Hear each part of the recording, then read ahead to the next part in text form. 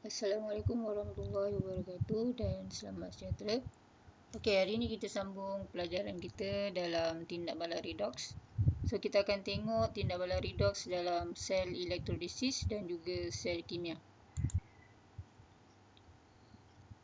Okey, dalam sel elektrolisis, cation yang dipilih akan menerima elektron dan mengalami penurunan di katod. So, siapa dia cation? Cation adalah ion positif. Okay, so ion positif ni akan dipilih, ion positif yang dipilih akan menerima elektron. So, bila dia menerima elektron, maksudnya dia mengalami penurunan. Dan proses ini berlaku di katod. Apa dia katod? Katod adalah elektrod yang disambung ke terminal negatif bateri. Okey, anion yang dipilih akan melepaskan elektron dan mengalami pengoksidaan. Okey, apa dia anion? Anion ialah ion negatif. Yang dipilih, dia akan melepaskan elektron. Bila dia melepaskan elektron, maksudnya dia mengalami pengoksidaan. Dan proses ini berlaku di anod. Okey, apa dia anod? Anod adalah elektrod yang disambung ke terminal positif bateri. Okey, dalam sel kimia, logam yang lebih tinggi dalam siri elektrokimia akan menjadi terminal negatif dan melepaskan elektron. Logam yang berada di atas. Logam ini mengalami pengoksidaan sebab dia melepaskan elektron. So, dia mengalami pengoksidaan dan menipis. Logam yang lebih rendah dalam siri elektrokimia akan menjadi terminal positif. Ion yang dipilih untuk dinyah cas dalam larutan mengalami penurunan. So, ion yang dipilih itu adalah ion positif dalam larutan ataupun elektrolit. Okey, kita tengok elektrolisis. Sel elektrolisis. Okey, di sini ada bateri. Ada bateri. Jadi bateri ni dia ada terminal positif dan terminal negatif. So, macam mana kita nak tahu dia terminal positif dan negatif? Okey, kita tengok ni dia ada panjang dan pendek. Yang panjang ni adalah terminal positif. Manakala yang pendek ni adalah terminal negatif. Elektrod yang disambung dengan terminal positif dipanggil anod. Elektrod yang disambung pada terminal negatif dipanggil katod.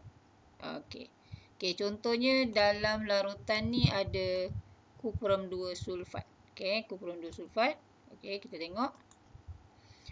So dalam kuprum 2 sulfat, dia ada ion Cu2+ dan juga H+. Yang ini adalah ion positif, cation. Dia akan tertarik ke katod. Cation akan tertarik ke katod.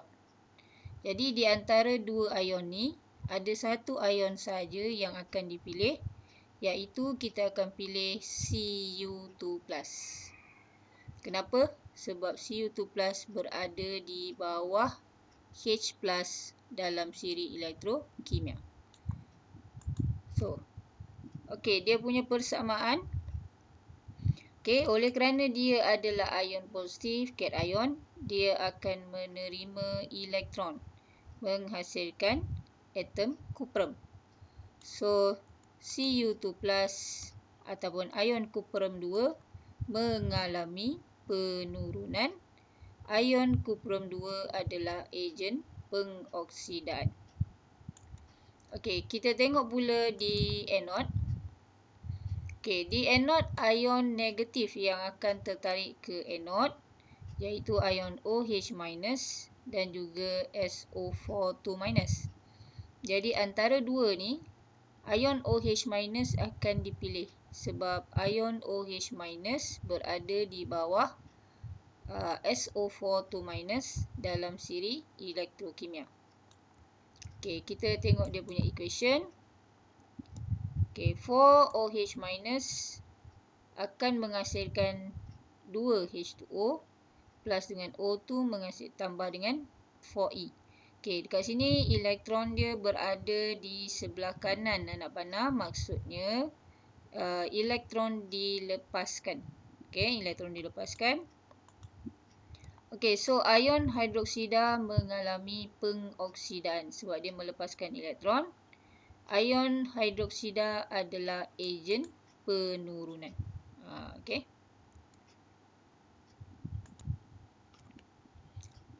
Okey. Kita tengok pula struktur sel elektrolisis. Okey, dia terdiri daripada dua elektrod yang biasanya karbon, logam yang sama atau berbeza. Okey, bersambung dengan bateri. Okey, jadi sel elektrolisis mesti ada bateri. Okey, menggunakan wayar penyambung dan dicelup dalam elektrolit. Okey, anode. Okey, elektrod yang bersambung dengan terminal positif bateri. Ni kita dah tengok tadi.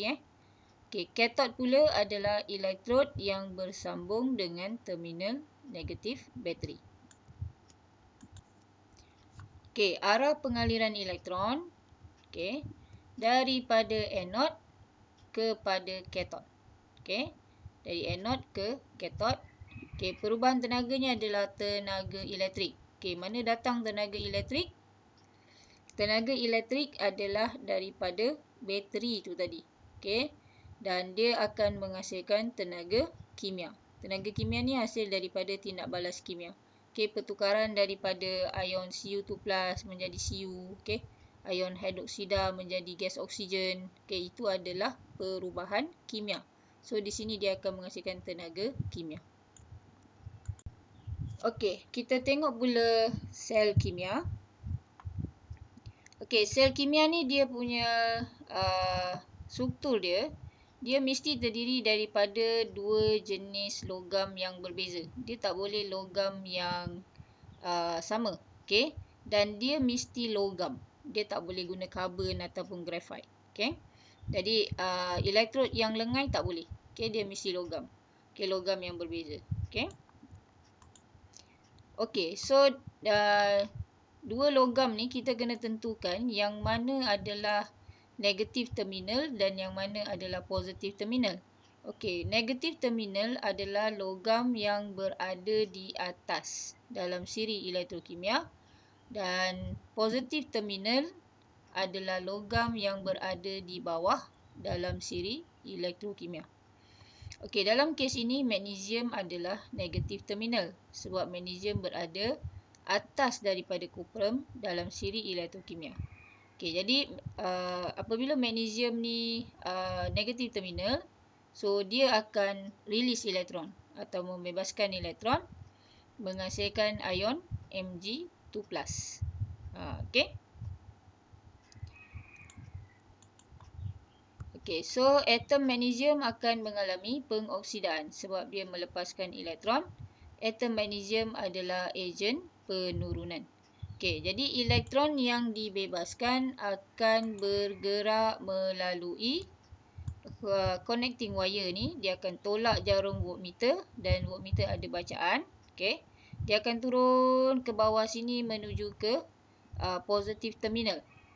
So, di positif terminal, siapakah yang akan terima elektron? Yang akan terima elektron adalah cation dalam elektrolit. Maknanya ion positif yang ada dalam elektrolit. So, kita kena tengok elektrolit dia apa. Okey, dalam kita punya kes, asid sulfurik adalah elektrolit dia. Maksudnya ion positif dalam asid sulfurik adalah ion H+. Okey, ion H+. So, ada satu je ion dia, satu jenis saja. Okey, kalau ada kuprum 2 sulfat ke dia ada dua jenis, Cu2+ dengan H+. So, kita kena pilih salah satu. Okey, tapi asid sulfurik dia ada satu saja. So, ion H+ yang akan dipilih, jadi ion H+ yang akan terima elektron menghasilkan gas hidrogen. So kita akan nampak gelembung-gelembung gas tidak berwarna akan terhasil di sini, iaitu gas hidrogen yang akan terhasil. Okey. Okey. So ion hidrogen mengalami penurunan.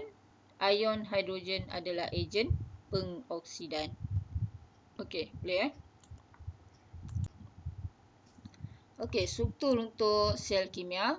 Okey, terdiri daripada dua logam yang berbeza. Ini tadi. Dua logam yang berbeza yang dicelup dalam elektrolit dan disambung kepada voltmeter. Okey, voltmeter. Kalau sel elektrolisis dia ada bateri. Kalau sel kimia dia ada voltmeter. Menggunakan wayar penyambung. Okey, terminal negatif adalah logam yang lebih tinggi dalam siri elektrokimia. Terminal positif adalah logam yang lebih rendah dalam siri elektrokimia. Okey, arah pengaliran elektron daripada terminal negatif. Okey, terminal negatif di mana elektron dibebaskan. Dia asal daripada situ. Okey. So logam yang lebih elektropositif kepada terminal positif. Maknanya terminal yang logamnya berada di bawah dalam siri elektrokimia melalui wayar penyambung. Okey, perubahan tenaga, tenaga kimia. Tenaga kimia, tadi kita nampak ada magnesium tadi. Magnesium tu dia release elektron. So yang itu adalah maknanya tindak balas kimia berlaku di situ. Kemudian bila dia release elektron, dia tolak, dia mengalir melalui connecting wire dan dia tolak jarum voltmeter. Maksudnya ada tenaga elektrik terhasil kat situ. Okey, so tenaga kimia kepada tenaga elektrik. Contoh-contoh sel kimia yang lain. Okey, yang pertama adalah sel kering. Okey, ini sel kering ni. Biasa yang kita guna dalam bateri kereta tu. Okey, kalau dulu kita guna sel basah. Yang ini sel kering. Okey, yang ini sel kering ni dia tahan lebih lama lah. Tapi dia punya keburukannya dia tidak boleh di-charge. Maknanya lepas tahun atau 2 tahun kita guna, kita buang je lah. Okey. Okey, yang kedua adalah sel alkali. Tak boleh di-charge juga. Okey, tapi biasanya sel alkali ni dia lebih tahan lama berbanding dengan bateri-bateri biasa. Bateri Eveready ke apa, dia tahan lebih lama. Okey, sel mercury tak boleh di-charge juga. Okey. Biasanya kita gunakan dalam jam. Okey.